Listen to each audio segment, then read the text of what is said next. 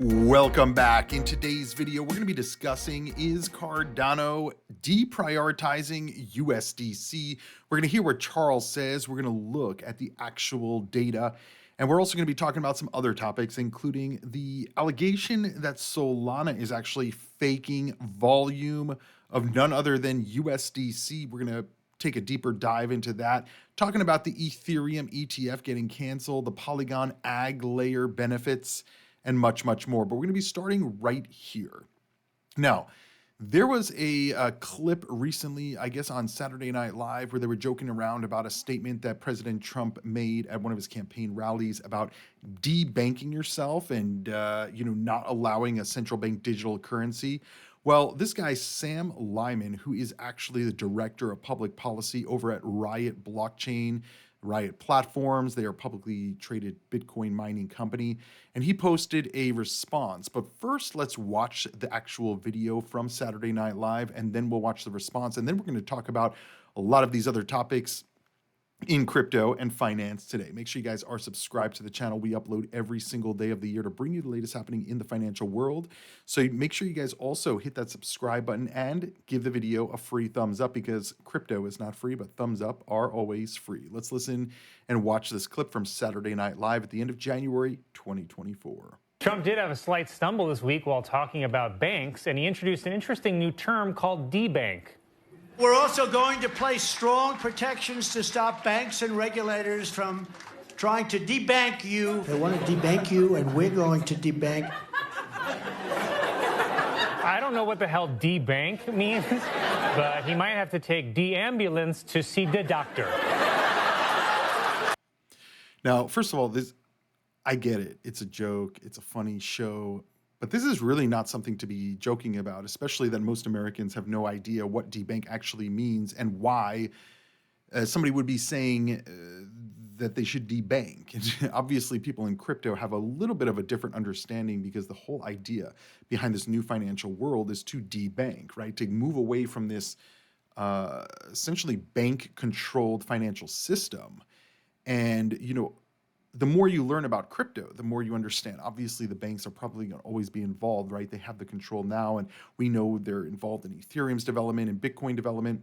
But at the end of the day, the debanking situation it's not a joke, right? And Sam Lyman, the the director of public policy over at Riot, he said, "I don't know what debank means, but he may have to call ambulance to see doctor." Saturday Night Live thinks that debanking is a joke, but it's not a joke to 19 state attorney generals who unearthed evidence that JP Morgan has persistently discriminated against certain customers due to their religious or political affiliation. 14 state treasurers who charged the bank of similar discrimination after it you guys get that word, terminated the account of the National Committee of Religious Freedom and denied credit services to a pro-life organization. 200 plus Canadians had their bank accounts frozen by the Canadian government back in 2022 for protesting the lockdown policies over there. So the deriding of comedians aside, the debanking is a serious threat to anyone whose opinion defy the mainstream. Colin Joss may want to defact before he makes jokes. So yeah, I mean, this is something that's really important, because a lot of people, generally the older generation, but people watch Saturday Night Live, and they'll just joke about it, and that's what they think is news, but they don't really understand like how this is affecting the younger generations, right? Because the baby boomer generation, like the people who are at retirement, right, they're good. They have retirements, they have pensions. I'm saying generally speaking, not everybody, but significantly more than it's going to be in 20 years from now, right? And so they just want everything to be the same. They don't want changes that we're seeing. And that's why the Bitcoin ETF was this long drawn out process and took multiple years, and it effectively had to be forced with the SEC, and not just under Gary Gensler, under the previous administration as well. They're the ones who brought the case against Ripple. And so we are seeing the changes. We're seeing the changes as people are getting educated on what banking is, what debanking is, what understanding kind of opting out of that financial ecosystem of debt. Really, that's what the old system is about. It's about debt. It's not about increasing your balance anymore. It's about decreasing your balance. And we're also seeing the education about Bitcoin mining, right? What has been historically the context? Oh, it uses too much electricity. Like JP Morgan doesn't use electricity, like the people saying it don't drive to work every day, right? And so now we're starting to hear that a local news station in Georgia reported that a new Bitcoin mine could actually help lower energy bills and property taxes for the entire city of Sandersville. Let's listen in to what they said just recently, again, at the end of January 2024, and all of this narrative change right after the Bitcoin ETFs went live. Very exciting stuff. Before I press play, don't forget to give the video a free thumbs up. Let's listen in. Mine in Sandersville has nothing to do with mining at all, but the Bitcoin mine is definitely making an impact on the city's economy. Last year, we took you inside a high-tech facility, and now it's expanding. And Anthony Montato got a tour today. He joins us in studio with a look inside.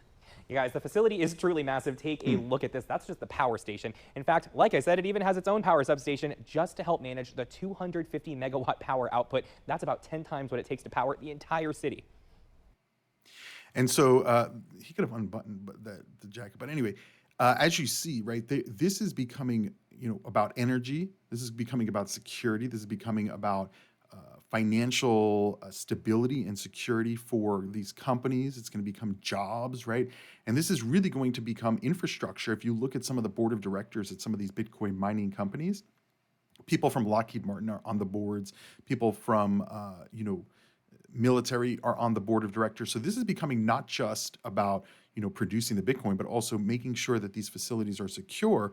And, that's why I think that we're seeing all of this being built out with, electricity in mind, and understanding that, electricity is going to power these companies and effectively the Bitcoin mining hash rate in the US. Remember, a lot of that Bitcoin mining hash rate has come to the US over the last 5 or so years.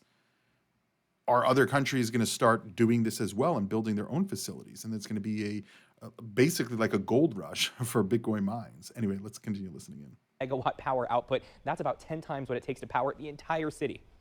There were some trees in a dirt field, right? It's come a long way, moving really quick. Fast forward 2 months and a sprawling tract of land is turning into a sprawling Bitcoin mine. We're halfway, up the hill right here with 6 buildings coming up. Each one as long as the Titanic, all of them housing computers just like this that crunch numbers all day to create Bitcoin. Think of cash for a digital age. That's what Bitcoin does.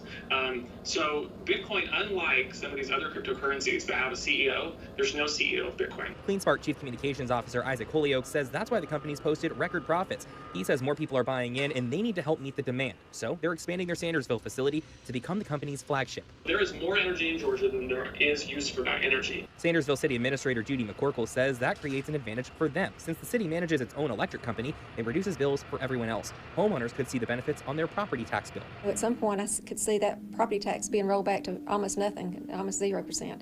And that's huge for us. CleanSpark site manager Bo Ginn says those effects will be even stronger after they expand. We're sending over 6 figures back to the city each month, and that's going to be very significant coming on post-expansion. He estimates they'll pay $500,000 a month in taxes alone. That's about $6 million a year. That money is money that the city wouldn't be getting. It's going to schools, to roads, to other community infrastructure that may have been neglected for a while.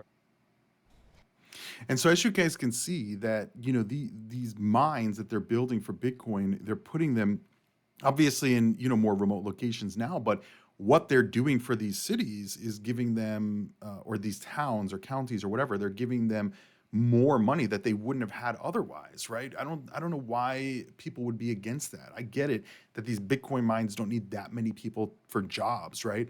But by giving that money to the town, they can build. And it sounded like they're already talking about like future infrastructure and build in terms of companies building out there and people, them building out the real estate and building out commercial. And so you'll be able to do other things besides just Bitcoin mine, but that's going to be kind of what's helping fund the development. I mean, think about Las Vegas. Obviously, there's other businesses in Las Vegas, but what really controls the city is the casinos, right? All the money that's coming in from around the world, and that's what's powering the rest of the city. Obviously, not everything is dependent on it, but if people stop coming to the city for the casinos and the casinos close down, slowly but surely, if they didn't bring any other kind of businesses in that would outpace what the casinos were doing, well, I mean, I would think slowly but surely things would kind of die down. This is what we've seen in Detroit as well, right after the car manufacturing kind of went away. Anyway, getting back on track with crypto, spot Ethereum ETF approval is unlikely until late 2025 or early 2026. And if you guys follow my thesis on the markets, by 2026, we're already going to be probably already rotated or still in the rotation phase into the bear market. And I would agree. I don't think that the SEC is going to approve a spot Ethereum ETF just because everybody anticipates they are going to. I think that the Bitcoin ETF, right? This was multiple years, 10 years since the first Bitcoin ETF was, like the application was put in. 10 years to get that approved, or more than 10 years. And I don't think that Ethereum ETF is going to go that easily, as many people are anticipating. There may be speculation in the markets that pump the price up, thinking that there will be, but I personally don't think that there will be, because here's the deal, right? Just last year, we heard from Gary Gensler when they put him in front of Congress, and he would not even state whether Ethereum was or was not a security, even though previously he said that it isn't. He was like stepping back in that. Why would he be stepping back? I don't know. Maybe because he was going to basically go down the same road that they took with Bitcoin. Anyway, TD Cowen Investment Bank has provided a clearer timeline of when it thinks an Ethereum exchange-traded fund will be approved in late 2025 or early 2026. The bank said that the approval could come after the November 2024 election earlier this month. But then they changed and said, we don't expect the SEC in 2024 to approve a spot Ethereum ETF. This is a political call. We believe that there's no upside for the SEC chairman to approve it, given how upset some progressive Democrats were at the agency's approval of a Bitcoin ETF earlier this month, and that was forced upon them, right, effectively. TD Cowen says that Gensler needs the support of progressives to push forward his agenda in this election year. If Gensler pursues a different role, such as Treasury Secretary, if the president wins a second term, he will still need the backing of progressives, according to the bank.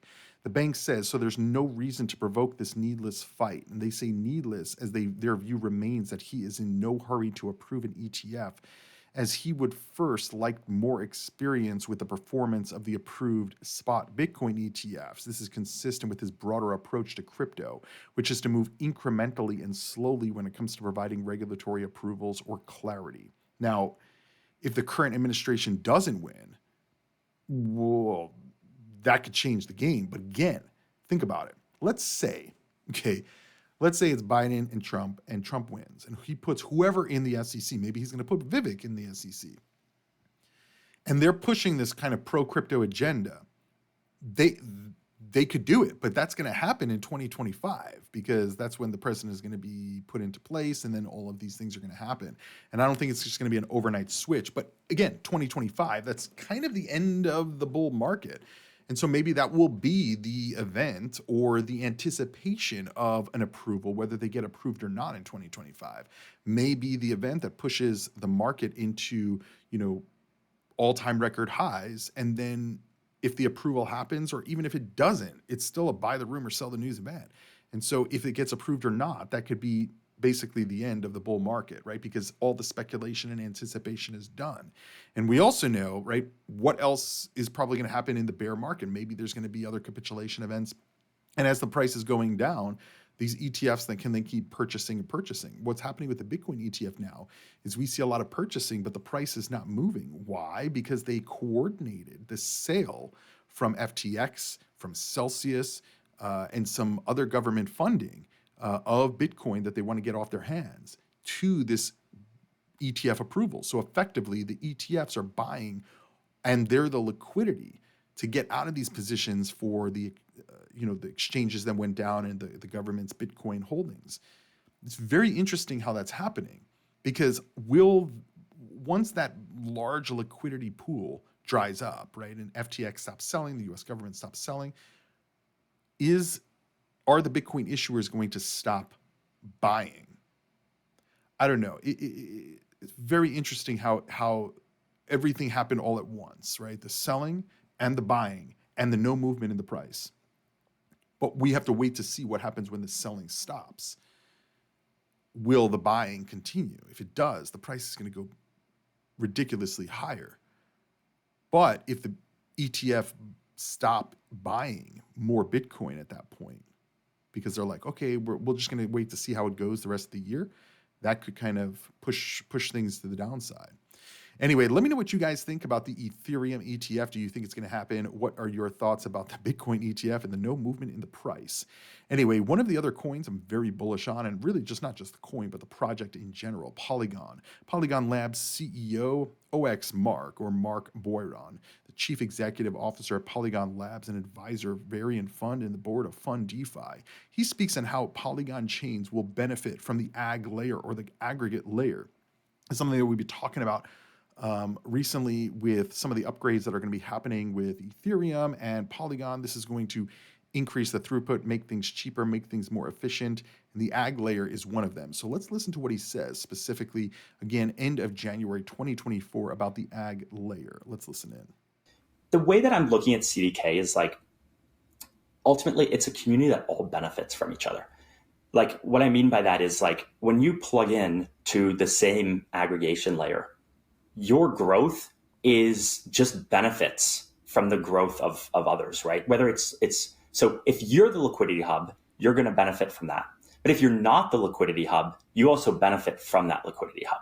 And so the way that I've been looking at it is like, everyone's like, hey, well, you know, how does POS fit in, or ZKVM fit into this broader like CDK kind of strategy? Like, don't you want it to win? And my answer is like, no, like I want them like all to win. Like I honestly don't care if POS and ZKVM are this tiny sliver of it. I want that entire thing to win, because POS and ZKVM are going to be so much better off when everybody else is winning as well. And so what he's saying effectively, I think, is part of my strategy as an investor, right? He's talking from a development standpoint in these new technologies. But the way that we look at things on this channel is through an investor lens. And in my view, what he's saying, it kind of lines up with what our investor lens is. Number one, interoperability is key. All of these blockchains succeeding together. And I'm not talking about all the blockchains, but you know, the successful blockchains, they are working together. We see this in the DeFi ecosystem with all the cross-chain bridges and all of the information and data and dApps that can cross-communicate from the different chains. And they may use Ethereum for some stuff, and they may use Polygon for some stuff, and they may use Solana for some other things. But this is the key to investing in not only crypto, but also in the the tech sector or the finance sector in the stock market. You want to make sure that the investments that you're making are going to bring you a return. And how do you determine that? Well, number one is the metrics and the revenue, but in the crypto space, it's much more difficult. You really have to look at the building on the blockchain, the interoperability, who wants to use it, who's interested in it, who's interested in funding development for it. Because if it's all just a group siloed from everything else, you're not going to do that well. And as an investor, the same thing that he was saying, right? Whether it's ZKVM, POS, this, that, whatever, he said it doesn't matter, right? If one works well, the other blockchains are going to adapt to what is working and adapt their technology to that, or adjust what their development looks like to adapt to what is working and what is effective. This is what like researching and developing is about. And for me, from an investor standpoint, I look at it like layer ones are, I'm a layer one maximalist. It doesn't mean I don't hold layer two cryptos. But now we're getting into layer 3 and 4 cryptos. So if these, first of all, I think that building on top of the blockchain with more blockchains, the way that Ethereum and Polygon or Ethereum and Arbitrum are doing, guys, you got to pay attention, because if you own Ethereum, everything that's built on top of it, you're going to benefit from. The same way that if I own Polygon, I'm going to benefit from everything that's building on top of Ethereum, on top of Polygon, on top of what is building on top of Polygon, right? And so on and so forth. And because these are interoperable chains, you not only gain that the positive flows, but you're also interconnected. So you bridging value, bridging data, bridging information, bridging developers, bridging ideas over from other chains. This is going to make your chain more successful as well. So again, I'm a layer 1 maxi. You guys know that. I think Polygon obviously is a layer 2, but it's a layer 1 on the layer 2. I'm just joking. It's a layer 2 project. But again, like I said, we're getting into layer 4s and 5s at this point, right? And these layer 4s and 5s, I mean, I'm not saying that they don't have value or they don't solve problems or help people, but for me as an investor, why not just hold a layer 1? Anyway, moving right along and talking about another layer 1, Solana drama. Is Solana faking the volume? That's what we're going to be talking about in this part of the video, and it's going to tie into what the next part of the video is, which is Cardano. So we're going to be kind of going back and forth because, as you guys know, my view is that Cardano needs USDC, but I believe that it's being deprioritized for whatever reason. And a lot of my critique has been about Solana's growth in the stablecoin ecosystem, specifically with USDC. And so this is a video chart that shows you daily stablecoin volume from 2022. And what you're going to see once we get to 2023, the end of 2023 and early 2024, is a rapid acceleration of Solana. Like right here, we're in the end of 2022, and Solana basically has no major volume on the stablecoin list. And then in basically 2023, we start to see the Solana blockchain increasing its volume. You can see that right here.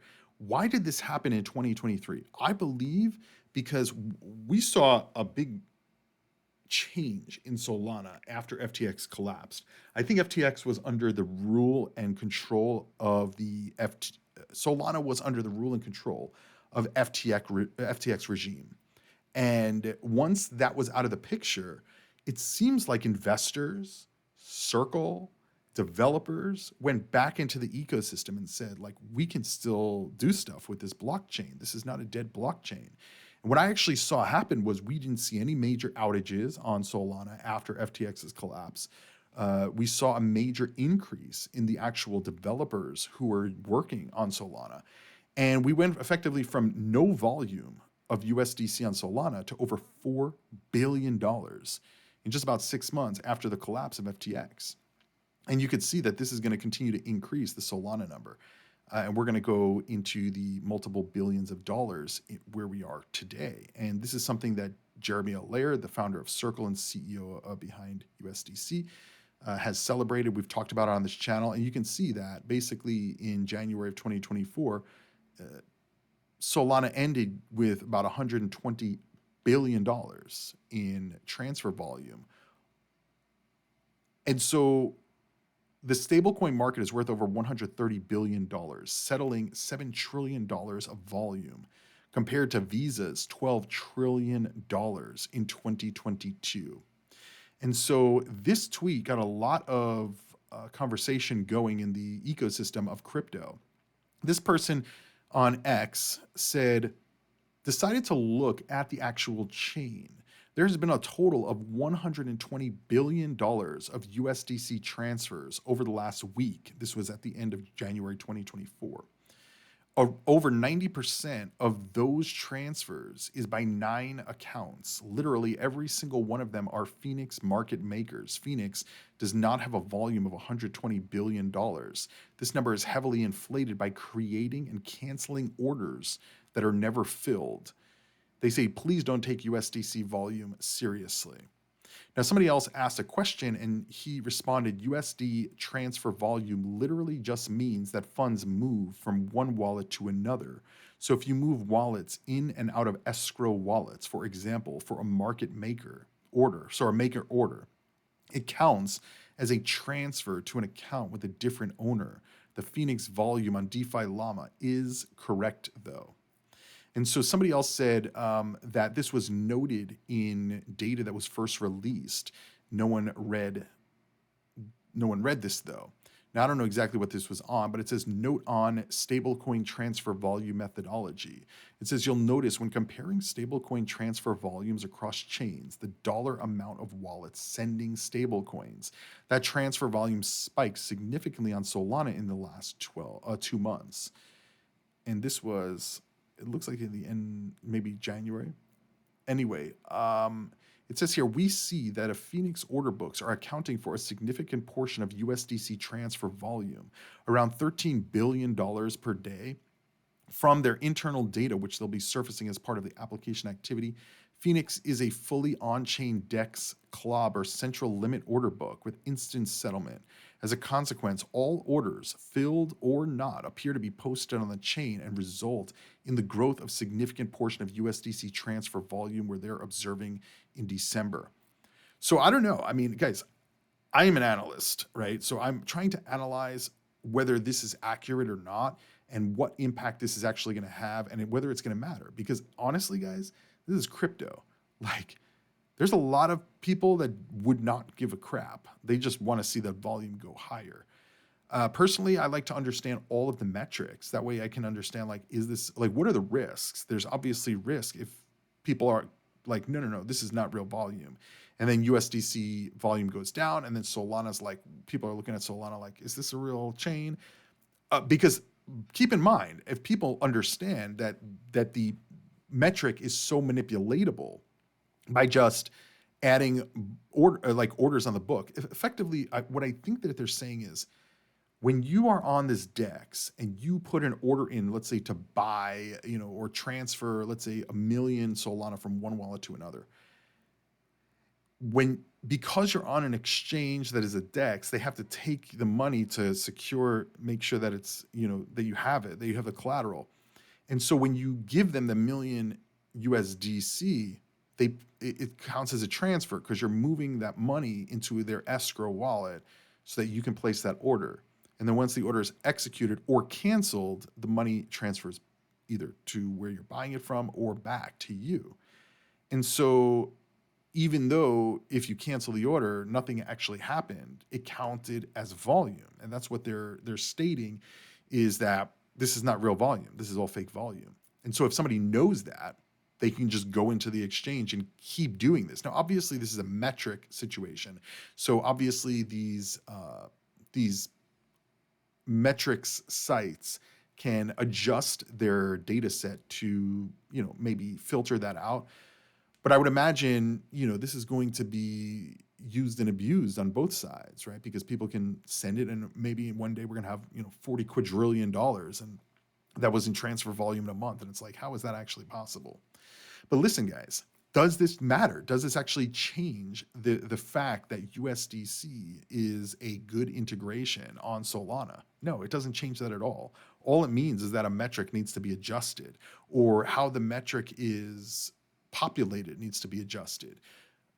But this is not an actual flaw of the usage of the chain. It's just maybe overinflated. But the bottom line is people are still using USDC in Solana and outside of Solana. Does it matter that Solana has a lot of usage or less usage than we know? Not really, because on other chains, we know that there is a lot of usage. We know that there is people who utilize it to bridge from one chain to another, to swap from tokens, and for payments right around the world. We know this. So does that change my view that USDC should, because there's going to be a lot of people in the Cardano ecosystem, the Cryptoviser, you see, this is why Cardano doesn't need USDC. It's like, what? Like, no. That addresses just a metric issue. It doesn't change any of the value that USDC is bringing to the chain at all. And so just recently we heard Charles Hoskinson responding to critics addressing the USDC integration. So in an exchange, Hoskinson basically responded to criticism regarding the integration of USDC on the Cardano blockchain. The user was frustrated about the perceived lack of transparency and urgency regarding the potential $10 million investment to bring USDC on the Cardano chain. This is just a number that people were just coming up with, right? Or that Charles said was from a few years back. He shed some light on the decentralized nature of the Cardano ecosystem, emphasizing the importance of community involvement in governance, which is true. He's basically telling the ecosystem to form a working group at Intersect, talk to the relevant parties, get prices, requirements, and have the community to vote to approve the plan.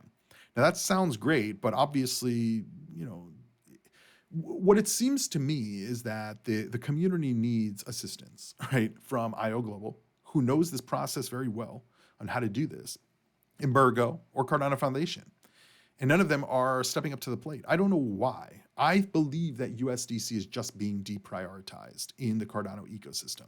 Why? Not because I believe this, and I don't have data to back it up. There's a virtual chief happiness officer for Cardano builders, a proposal in Cardano right now when I'm recording this video in the early February, right? Right now, there's a proposal for, I don't know how much they're asking for. I think like 100,000 ADA or something like that. And they also, the same person who, or group or company that put in this proposal, put in another proposal for wellness initiatives on Cardano DAO tools.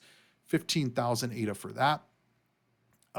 There's another proposal here that's for basically about 30,000 ADA from the same company for wellness as a service marketplace. We have another proposal that was put in for wellness stations at 3 major Istanbul blockchain summits to promote Cardano as the wellness chain.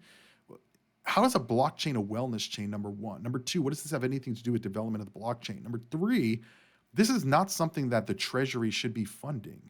This is something that sponsors should be funding. Companies within the Cardano ecosystem should be funding. Marketing from other proposals that already got funded, they should be funding this, not directly from the chain, in my view. They want 60,000 ADA for that, a little bit under 60,000, let's be fair. And then this is from a previous proposal. This is from Fund 10, where basically they asked for 124,000 ADA for a wellness initiative on Cardano DAO tools. So this is what we're seeing in the Cardano ecosystem going through. And whether they're getting approved or not, I don't know. I don't even know how to view that. I've tried to see like what got funded, what didn't. It's very difficult to see. But the bottom line is we're paying out 50 million ADA. And people are saying it's Charles's job to integrate USDC. Well, I don't agree with that. Maybe IO Global needs to assist, or Cardano Foundation needs to assist, or Merger needs to assist. But there's other people besides Charles. Obviously, the Cardano community knows. If Charles says like IO to his team, like, guys, get this done in 3 months, it's probably going to get done in 3 months. So I think that's what the community is asking for. But again, it doesn't seem like he's that interested in doing it for whatever reason, right? Maybe he just wants the community to do it. Maybe, I don't know.